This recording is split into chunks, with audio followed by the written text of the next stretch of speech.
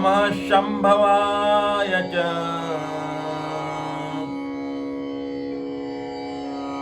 मयोभवाय च नमः शंकराय च मयस्कराय च नमः शिवाय च शिवतराय च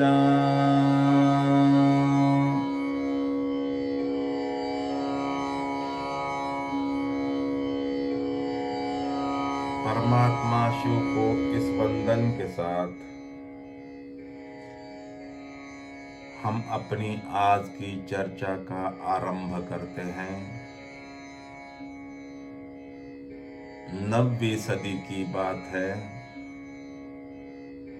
कश्मीर में जहां आज शालीमार गार्डन है, उसके पीछे महादेव पर्वत है।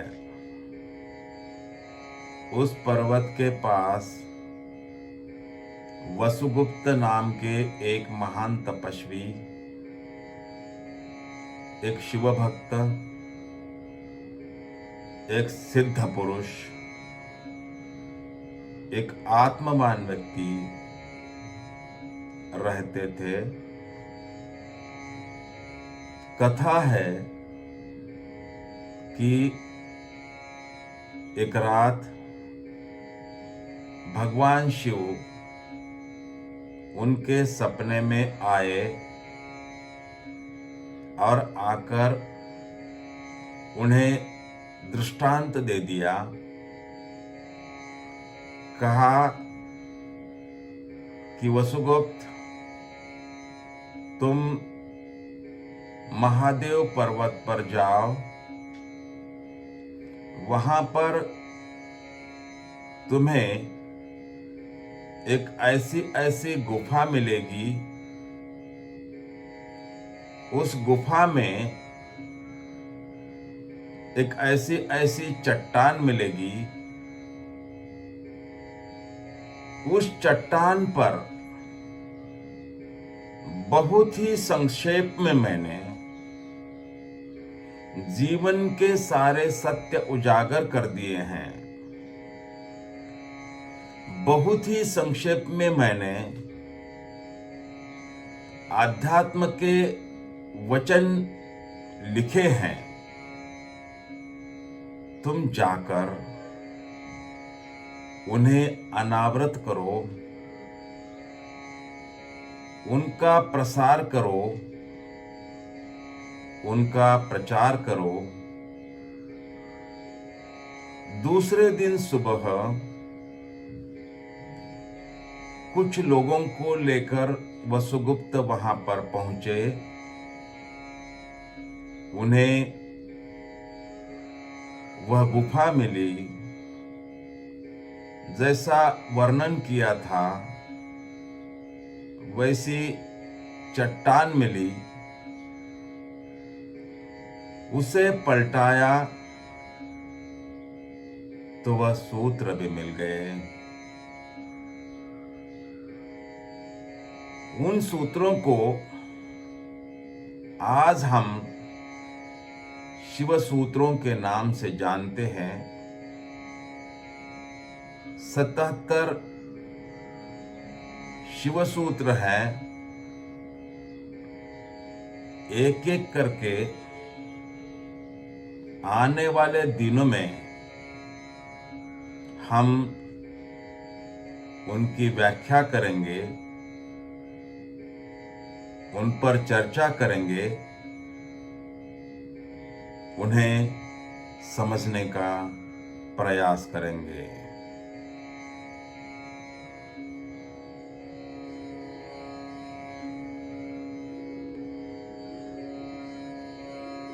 जिस चट्टान की, शिलाखंड की बात हम कर रहे हैं, जिस पर शिवजी ने किसी शिल्पी के द्वारा छेनी और हथौड़े से शिवसूत्र खोदे हुए थे, वह चट्टान, वह शिलाखंड आज भी वहां पर मौजूद है। यद्यपि उस पर जो शिवसूत्र खोदे हुए थे वे मिट गए हैं। 1200-1300 साल का लंबा समय हो गया। विदरिंग के कारण, अपक्षय के कारण सूत्र मिट जाना अत्यंत स्वाभाविक है। जो शिलाखंड वहां पर मौजूद है वह आज भी शंकरोपला के नाम से पूजा जाता है। अब शिवसूत्रों में प्रत्यक्ष उतरने से पहले, शिवसूत्रों को स्पर्श करने से पहले, शिवसूत्रों पर चर्चा आरंभ करने से पहले हम सूत्र शब्द का अर्थ जान लेते हैं। तो सूत्र शब्द का अर्थ है कम से कम शब्दों में बड़ी से बड़ी बात को अभिव्यक्त कर देना, या यूं कहो कि कम से कम सांकेतिक चिन्हों में बड़ी से बड़ी बात को बांध देना। जैसे कि टेलीग्राम है, टेलीग्राम का बड़ा बड़ा संदेश हम कम से कम शब्दों में भेज देते हैं। उतने ही शब्द प्रयोग में लाते हैं जितने की अनिवार्य है, फिर उससे एक भी शब्द हटाया या घटाया नहीं जा सकता। जैसे कि बीज है, बीज में पूरा वृक्ष छिपा हुआ है, दिखाई ही नहीं पड़ता, लेकिन बीज को बो दो तो बीज अंकुरित हो जाता है, उससे वृक्ष पैदा हो जाता है, विस्तारित हो जाता है, विकसित हो जाता है। एक से अनेक वृक्ष पैदा हो सकते हैं, अनेक बीज पैदा हो सकते हैं, और उन बीजों से इतने वृक्ष पैदा हो सकते हैं कि एक बीज से पूरी पृथ्वी को, पूरी धरती को ढका जा सकता है।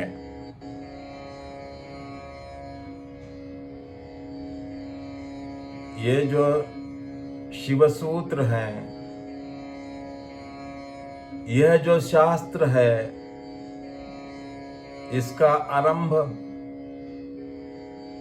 एक चरण से होता है, और वह चरण है ओम नमः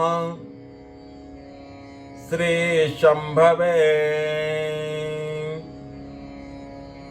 स्वात्मानंद प्रकाश वपुषे।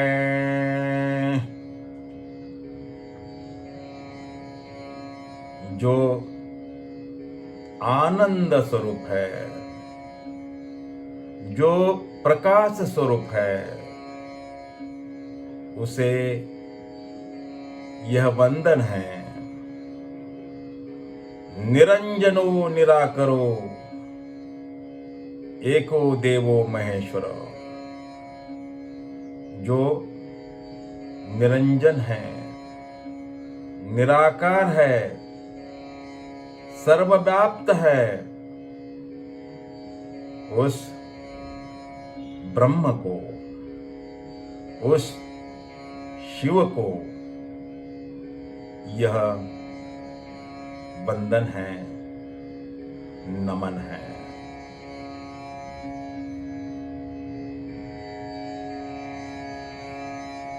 अब हम शिव सूत्रों की चर्चा आरंभ करते हैं। तो पहला सूत्र है चैतन्य महात्मा। शिव जी याद दिला रहे हैं, स्मरण दिला रहे हैं कि चैतन्य ही केवल अपना है, बाकी सब पराया है। इसके पहले कि इस सूत्र की गहराई में हम उतरे,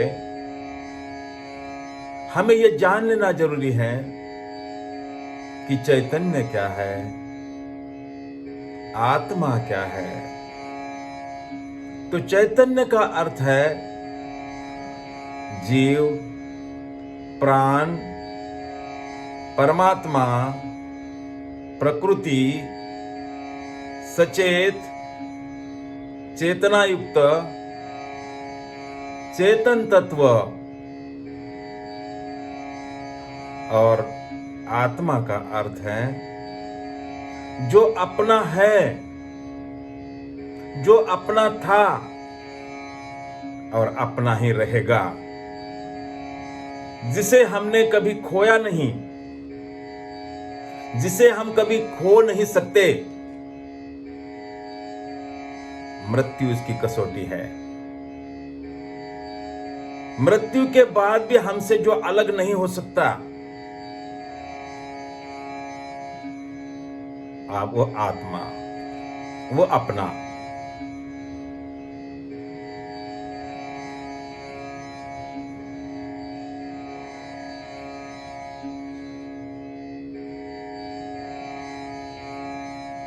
यदि आदि शंकराचार्य का निर्वाण षटकम या आत्म षटकम आपने आत्मसात किया, समझ लिया, तो समझ लो यह जो शिव सूत्र का पहला सूत्र है चैतन्य महात्मा, यह पूरी तरह समझ लिया। यहां समय का बंधन ध्यान में रखते हुए हम एक ही चरण उसका सुनाते हैं। षटकम इस तरह शुरू होता है। मनो बुद्धि अहंकार चित्तानि नाहं, न च श्रोत्र जिह्वे न च घ्राण नेत्रे, न च यम भूमिर्न तेजो न वायु, चिदानंद रूपः शिवोऽहं शिवोऽहम्।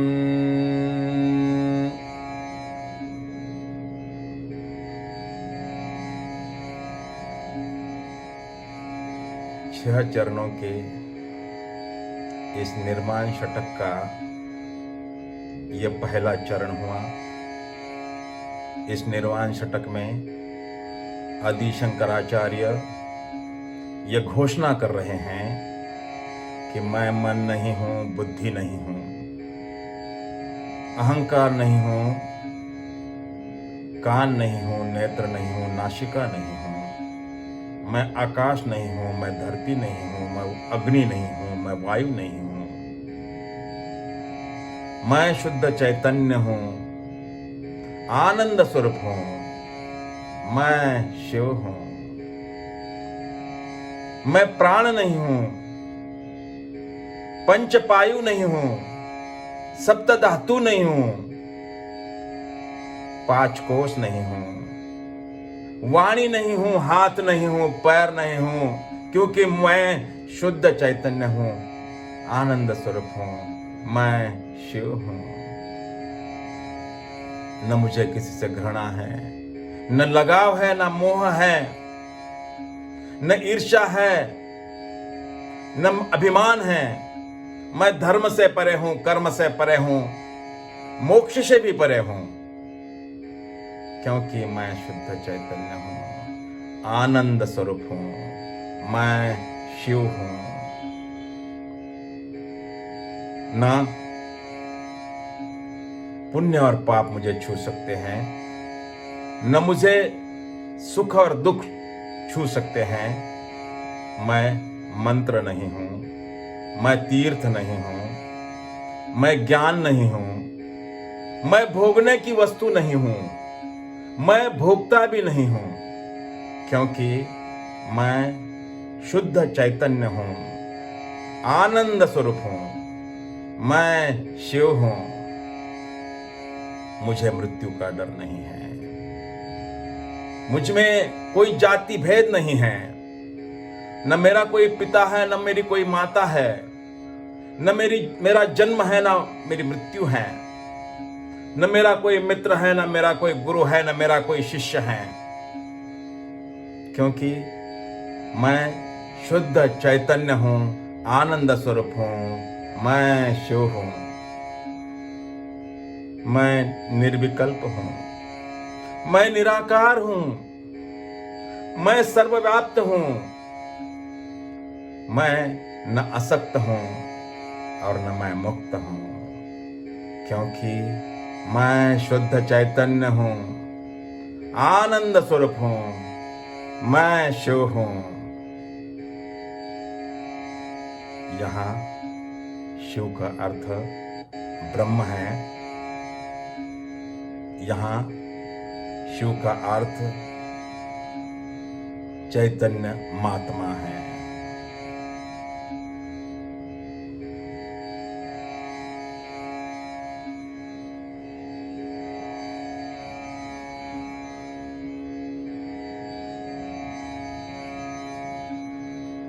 आदि शंकराचार्य कह रहे हैं, मैं यह नहीं हूं, मैं वह नहीं हूं, सब कुछ इनकार करते जा रहे हैं। कह रहे हैं कि मैं शुद्ध चैतन्य हूं, मैं आनंद स्वरूप हूं, मैं शिव हूं। तब उसका अर्थ यह हुआ कि इस दुनिया में, इस जगत में हमारे सिवा हमारा कुछ भी नहीं है। यही बात कृष्ण ने भी कही, लेकिन कृष्ण की भाषा थोड़ी अलग थी। कृष्ण कहते हैं, नयनम छिंदन्ति शस्त्राणि, नयनम दहति पावकः, न चैनम क्लेदयन्त्यापो, न शोषयति मरुतः। मुझे अग्नि जला नहीं सकती, शस्त्र काट नहीं सकते, मुझे पानी भिगा नहीं सकता, वायु सुखा नहीं सकता। इसका अर्थ यह हुआ कि जिसे वायु सुखा सकता है, पानी भिगा सकता है, अग्नि जला सकती है और शस्त्र काट सकते हैं, वह मैं नहीं हूं। इसका अर्थ यह हुआ कि मेरे भीतर जो तत्व इससे परे हैं, जो मेरे भीतर जो तत्व जिसे मृत्यु छीन नहीं सकती, वही मैं हूं, मैं चैतन्य हूं।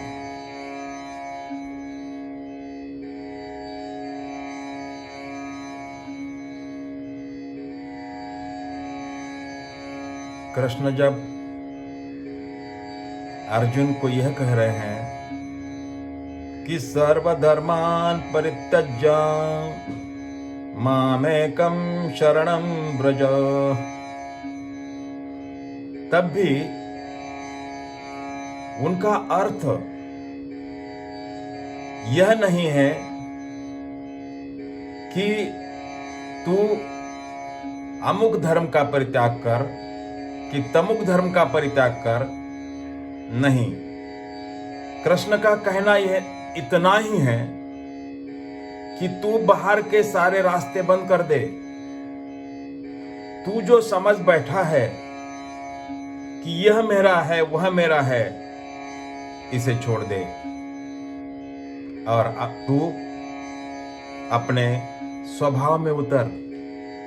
तेरा स्वभाव चैतन्य है, चैतन्य महात्मा।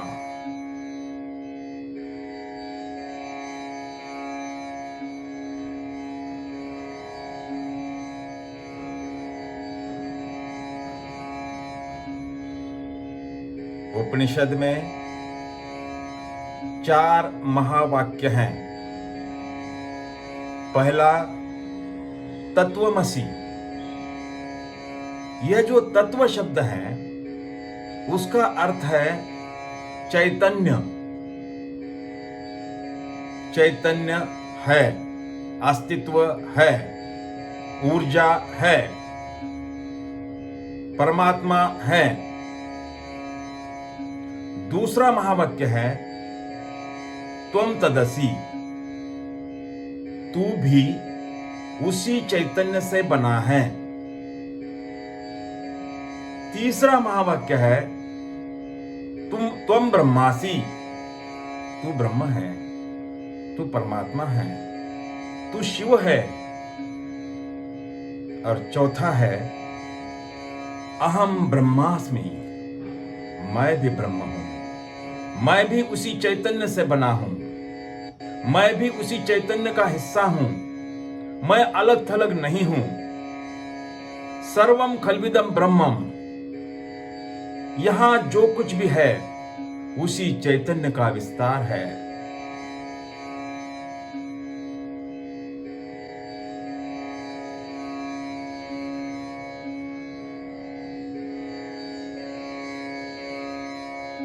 अंत में इस बात को हम दोहराना चाहेंगे कि आत्मा यानी अपना, जो जन्म से पहले अपना था, आज भी अपना है और मृत्यु के बाद भी अपना ही रहेगा। उसे मृत्यु हमसे छीन नहीं सकती, उसे मृत्यु हमसे अलग नहीं कर सकती। मृत्यु कसौटी है, मृत्यु परीक्षा है।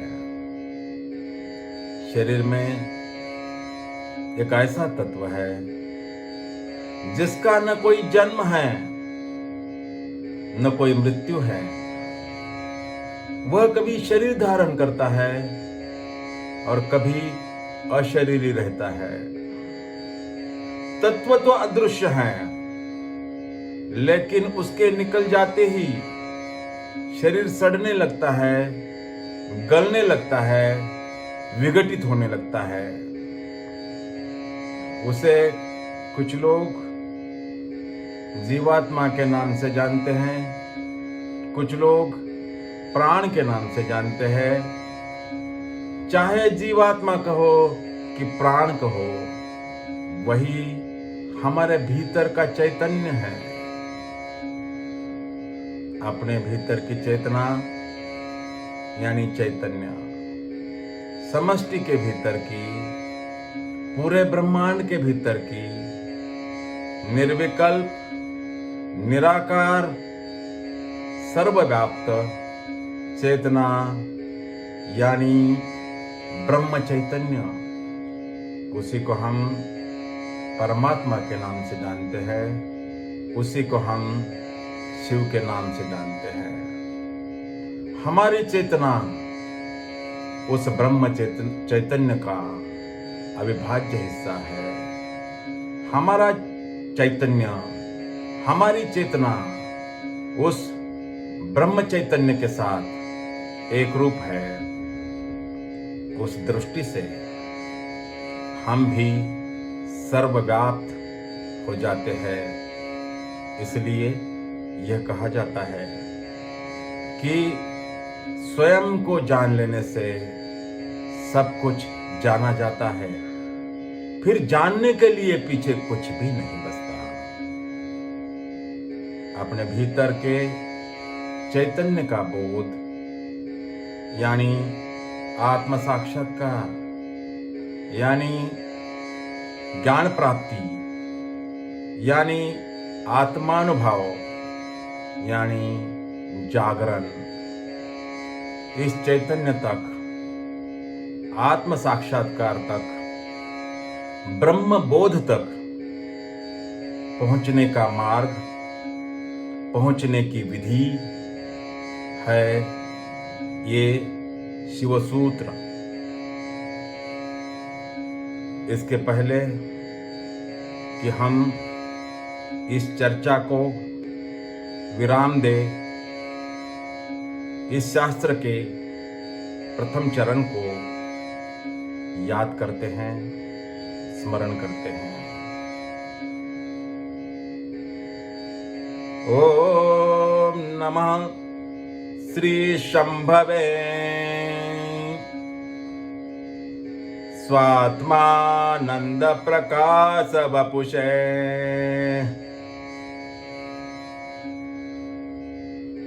ओम नमः शिवाय।